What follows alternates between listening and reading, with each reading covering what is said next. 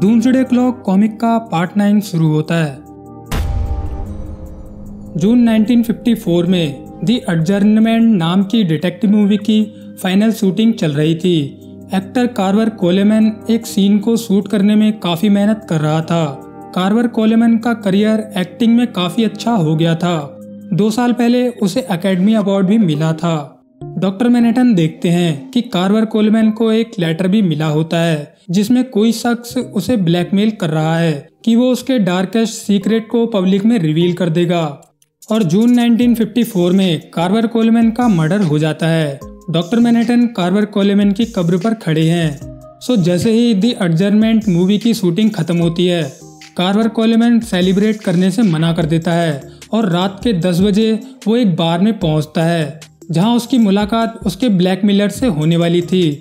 लेकिन कार्वर कोलेमैन की मॉम उससे मिलने आ जाती हैं, जो उससे कहती हैं, बेटा मैं सिर्फ तुम्हारी लाइफ को प्रोटेक्ट करना चाहती हूँ, पर इसकी तुम्हें कीमत चुकानी पड़ेगी। यहाँ शायद कार्वर कोलेमैन की मॉम ही उसे ब्लैकमेल कर रही थी। नवंबर 2, 1985 को डॉक्टर मैनहट्टन वॉचमैन यूनिवर्स को छोड़ देते हैं और मल्टीवर्स में एंटर कर जाते हैं। जिसके बाद 1938 में डॉक्टर मैनहट्टन सुपरमैन की दुनिया में पहुंच जाते हैं, जिस समय उन्हें नहीं पता था कि वो यहाँ पर क्यों आए हैं। डॉक्टर मैनहट्टन इस दुनिया में सबसे पहले जिससे बात करते हैं उसका नाम होता है कार्वर कोलेमैन। 1928 में कार्वर कोलेमैन फिलाडेल्फिया के एक थिएटर में बैठा होता है जब उसकी मदर नाच गाने का काम करती थी। जिसके बाद एक्टर बनने के लिए कार्वर कोलेमैन वेस्ट की ओर लॉस एंजलिस में चला जाता है जब उसके पास जेब में सिर्फ $17 ही थे। जिसके बाद 10 सालों तक कार्वर कोलेमैन छोटी मोटी जॉब करता रहता है। एक दिन कार्वर कोलेमैन को जॉब से बाहर निकाल दिया जाता है, जॉब पर टाइम पे ना आने की वजह से, क्योंकि कई बार कार्वर कोलेमैन को एक्टर बनने के लिए वो ऑडिशन देने जाया करता था। 1938 में कार्वर कोलेमैन की हालत इतनी खराब हो जाती है कि उसके पास सोने के लिए एक घर भी नहीं होता। उसे लॉस एंजलिस के फुटपाथ पर सोना पड़ता है। लेकिन वहाँ से भी कुछ पुलिस वाले उसे मारकर भगाने लगते हैं। वो दोनों पुलिस वाले जब यहाँ से जा रहे होते हैं तब उन दोनों की एक कार से एक्सीडेंट हो जाता है और तभी ही डॉक्टर मैनहट्टन यहाँ पर पहुँचते हैं। डॉक्टर मैनहट्टन के इस दुनिया में पहुँचते ही पहली चीज वो ये देखते हैं कि कार्वर कोलेमैन रोते हुए उन पुलिस वालों की सांस चेक कर रहा है कि वो दोनों जिंदा हैं या नहीं। कार्वर कोलेमैन की इतनी बुरी हालत होती है फिर भी वो दूसरे इंसानों के बारे में सोच रहा है। इसी टाइम डॉक्टर मैनहट्टन खुद को मार्स पर खड़ा हुआ महसूस करते हैं क्योंकि वो खुद की प्रेजेंस को हर टाइम में महसूस कर सकते हैं। लेकिन ये चीज ऑज़मेंडिस की वजह से हो रही होती है क्योंकि उसने प्रेजेंट में टैक्योन को यूज किया होता है, जिसकी वजह से डॉक्टर मैनहट्टन फ्यूचर को देखने में गड़बड़ी कर रहे हैं। प्रेजेंट में doctor Manhattan versus justice league चल रहा होता है। ग्रीन लैंटर्न हाल जॉर्डन अपने रिंग चार्ज करने के लिए लैंटर्न को समन करने लगता है, लेकिन डॉक्टर मैनहट्टन उसके हाथ को पकड़ लेते हैं। जिसके बाद हम ये देखते हैं कि डॉक्टर मैनहट्टन ने अपने बहुत सारे क्लोन्स बनाए होते हैं जो कि पूरी जस्टिस लीग के हर एक मेंबर को होल्ड कर रहे होते हैं। जस्टिस लीग का एक एक मेंबर मैनहट्टन के खिलाफ कुछ भी नहीं कर पा रहा।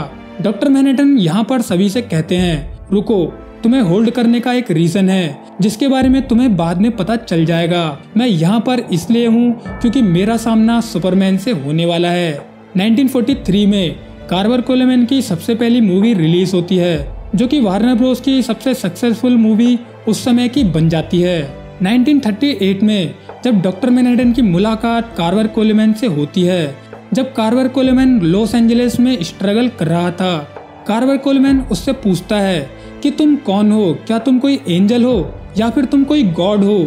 जिस पर मैनहट्टन उसे बताता है, नहीं, मैं कोई एंजल या फिर गॉड नहीं हूँ, मेरा नाम जॉन है।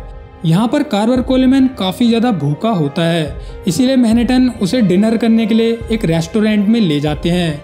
इस समय डॉक्टर मैनहट्टन फ्यूचर देखने की कोशिश करते हैं पर उन्हें कुछ भी दिखाई नहीं देता, इसीलिए उन्हें कोई चीज फोकस करने के लिए चाहिए होती है।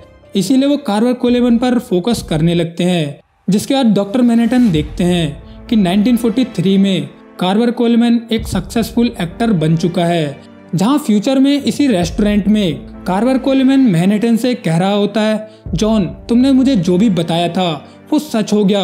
देखो मैं कितना सक्सेसफुल एक्टर बन चुका हूँ, मुझे नई नई फिल्मों के कॉन्ट्रैक्ट मिल रहे हैं। 1952 में कार्वर कोलेमैन मैनहट्टन से पूछ रहा है कि जॉन तुमने जो भी कहा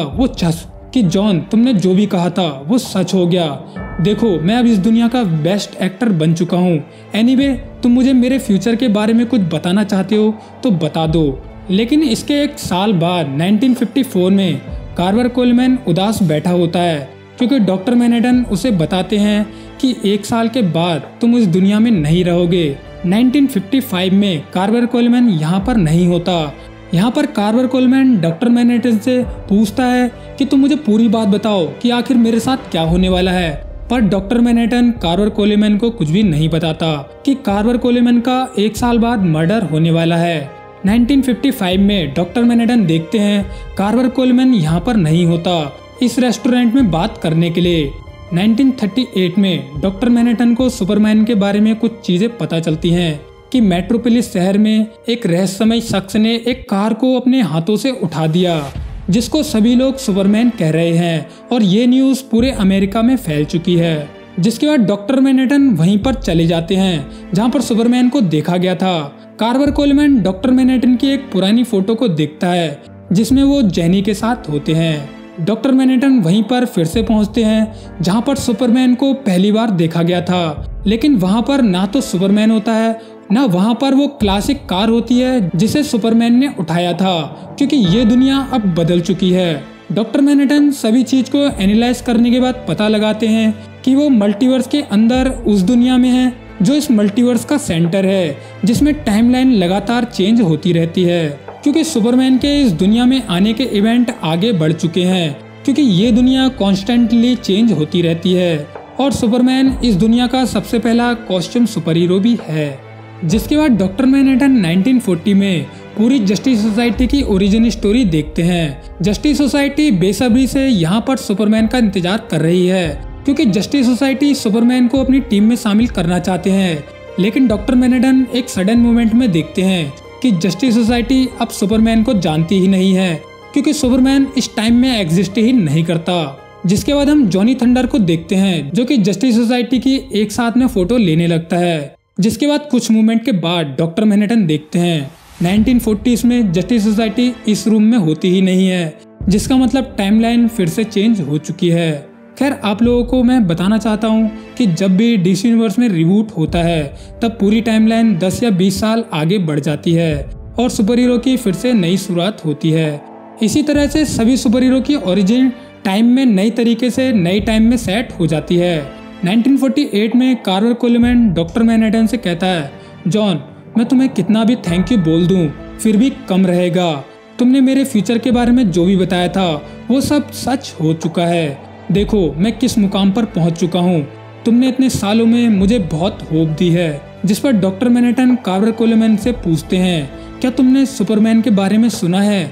जिस पर कार्वर कोलेमैन डॉक्टर मैनहट्टन को बताता है कि उसने सुपरमैन के बारे में नहीं सुना, क्योंकि सुपरमैन की ओरिजिन स्टोरी 1956 में शिफ्ट हो चुकी है, क्योंकि अब 1956 में सुपरमैन को मेट्रोपोलिस शहर में पहली बार देखा गया है। इससे 15 साल पहले सुपरमैन का रॉकेट कैंसस के फार्म में गिरता है, जहां से छोटे कालेल को मार्था और जोनाथन एडॉप्ट कर लेते हैं। जिसके बाद डॉक्टर मैनहट्टन देखते हैं सेंटर ऑफ द मल्टीवर्स में फिर से चेंज होता है, मल्टीवर्स के प्राइम अर्थ पर, जिसकी वजह से पूरा मल्टीवर्स प्राइम अर्थ पर रिएक्ट करने लगता है। जिसकी वजह से अब सुपरमैन को ना तो 1938 में देखा गया था ना ही 1956 में। 1986 में सुपरमैन का रॉकेट कैंसस के खेतों में जा गिरता है, जहां मार्था और जोनाथन कैंट उसे एडॉप्ट कर लेते हैं और उसका पालन पोषण भी करते हैं। कुछ सालों के बाद छोटा क्लार्क अपने आसपास के लोगों में फिट होने की कोशिश करता है।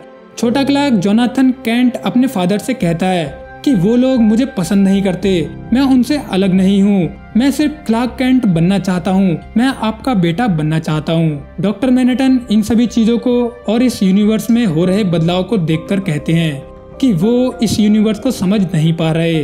1946 में क्लार्क कैंट अपने पेरेंट्स की ग्रेव पर खड़ा होता है और वहीं 1986 में क्लार्क के पेरेंट्स जिंदा होते हैं एंड अगेन कुछ सालों के बाद क्लार्क के पेरेंट्स मारे जाते हैं। जिसके बाद ये सब देखकर डॉक्टर मैनहट्टन फ्यूचर में देखने की कोशिश करते हैं। वो सुपरमैन के फ्यूचर को देखकर समझने की कोशिश करते हैं कि अकेला सुपरमैन इतनी सारी चीजों को कैसे अफेक्ट कर सकता है। इवन आज से 1000 साल के बाद भी डॉक्टर मैनहट्टन सुपरमैन को देखते हैं, जहां कुछ टीनेजर सुपर हीरोज की team Legion of superheroes young Superman को अपनी टीम में रिक्रूट करना चाहते हैं। डॉक्टर मैनहट्टन देखते हैं कि आज से 1000 साल बाद भी सुपरमैन की होप खत्म ही नहीं होती, उसकी होप अभी भी कायम है और सुपरमैन से बहुत सारी चीजें कनेक्टेड भी होती हैं, क्योंकि सुपरमैन इस पूरे यूनिवर्स का सेंटर होता है। इवन वो इस मल्टीवर्स का भी सेंटर होता है। यहाँ डॉक्टर मैनहट्टन बताते हैं कि dark side, anti monitor, extend सिर्फ सुपरमैन के यूनिवर्स में ही टाइमलाइन को चेंज करते हैं। डार्क डायरेक्शंस कॉन्स्टेंटली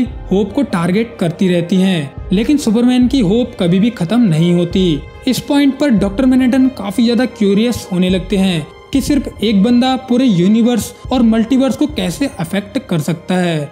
इसीलिए डॉक्टर मैनहट्टन इस यूनिवर्स के इवेंट्स को चेंज करने लगते हैं, क्योंकि वो देखना चाहते थे कि इस यूनिवर्स में टाइमलाइन में इवेंट चेंज करने की वजह से सुपरमैन पर क्या अफेक्ट पड़ेगा। जिसके बाद डॉक्टर मैनहट्टन देखते हैं कि सन 3000 में सुपरमैन डिसअपियर होने लगता है। डॉक्टर मैनहट्टन एनालाइज करके समझते हैं कि ये मेन यूनिवर्स मल्टीवर्स का पार्ट नहीं है, लेकिन मल्टीवर्स इस यूनिवर्स पर रिएक्ट जरूर करता है। मल्टीवर्स में या ओमनीवर्स में इन्फिनाइट अर्थ, 52 वर्ल्ड्स, डार्क मल्टीवर्स एग्जिस्ट करते हैं, लेकिन ये सभी वर्ल्ड्स इस यूनिवर्स में चेंजेस करने के बाद बने हैं। ये यूनिवर्स मल्टीवर्स में सबसे अलग दिखता है, इसे मेटावर्स भी कह सकते हैं, जिसमें कांस्टेंट चेंज होते रहते हैं। जैसे ही डॉक्टर मैनहट्टन एलन स्कॉट की ओरिजिन को बदलकर ग्रीन लैंटर्न को कहीं और रख देते हैं, वैसे ही सुपरमैन फिर से बदल जाता है। इस टाइम पर सुपरमैन के पेरेंट्स तब एक कार एक्सीडेंट में मारे जाते हैं, जिसके बाद विदाउट पेरेंट्स सुपरमैन की ह्यूमंस से दूरियां बढ़ने लगती हैं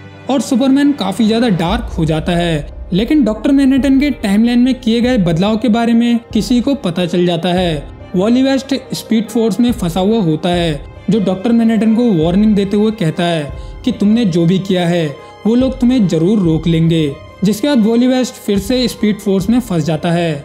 जिसके बाद डॉक्टर मैनहट्टन 1938 में फ्यूचर को देखते हुए कहते हैं, मैंने मेटावर्स को रिक्रिएट कर दिया और वो मेरे खिलाफ आ चुका है। मैंने फ्यूचर का एक विजन देखा, उसमें सुपरमैन ने मेरे को ढूंढ लिया, लेकिन क्या सुपरमैन मुझे डिस्ट्रॉय कर देगा या फिर मैं मेटावर्स को डिस्ट्रॉय कर दूंगा। जून 1954 में डॉक्टर मैनहट्टन कार्वर कोलेमैन के सामने शांति से खड़े होते हैं, क्योंकि वो जानते हैं अब से 10 सेकंड के बाद उसका मर्डर होने वाला है। तो जैसे ही कार्वर कोलेमैन एक गिलास में पानी भरकर ला रहा होता है, तभी कार्वर कोलेमैन का मर्डर हो जाता है।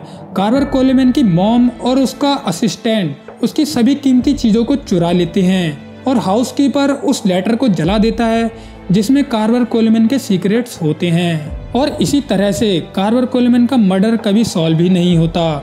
खैर डॉक्टर मैनहट्टन काफी ज्यादा कोल्ड हार्टेड होते हैं, इसीलिए वो लोगों के निजी मामले में इंटरफेयर नहीं करते। जैसे 1971 में जब डॉक्टर मैनहट्टन वियतनाम वार को रोक देते हैं, तब कॉमेडियन ने एक प्रेग्नेंट लेडी को मार दिया था, तब भी डॉक्टर मैनहट्टन ने उस प्रेग्नेंट लेडी को बचाने के लिए कुछ भी नहीं किया था, क्योंकि डॉक्टर मैनहट्टन काफी ज्यादा कोल्ड हार्टेड हो चुका था। इसी तरह से कार्वर कोलेमैन को उसकी मॉम ने मार दिया, तब भी डॉक्टर मैनहट्टन ने कुछ भी नहीं किया। इसी तरह से एड्रियन वेदित ने मिलियंस ऑफ पीपल्स को मार दिया था दुनिया को यूनाइट करने के लिए, तब भी डॉक्टर मैनहट्टन ने कुछ भी नहीं किया था। और अब वही cold hearted person doctor Manhattan DC universe में पहुंच गया है, जहां डॉक्टर मैनहट्टन टाइमलाइन में इंटरफेयर करने की वजह से अब वो इस यूनिवर्स का एक विलन बन चुका है। सुपरमैन जो हॉल ऑफ जस्टिस के अंदर कोमा में पड़ा हुआ था, उसे होश आने लगता है। और यहीं पर डूम्सडे क्लॉक कॉमिक का पार्ट 9 एंड हो जाता है और हम मिलते हैं डूम्सडे क्लॉक कॉमिक के पार्ट 10 में। So tata bye bye, take care.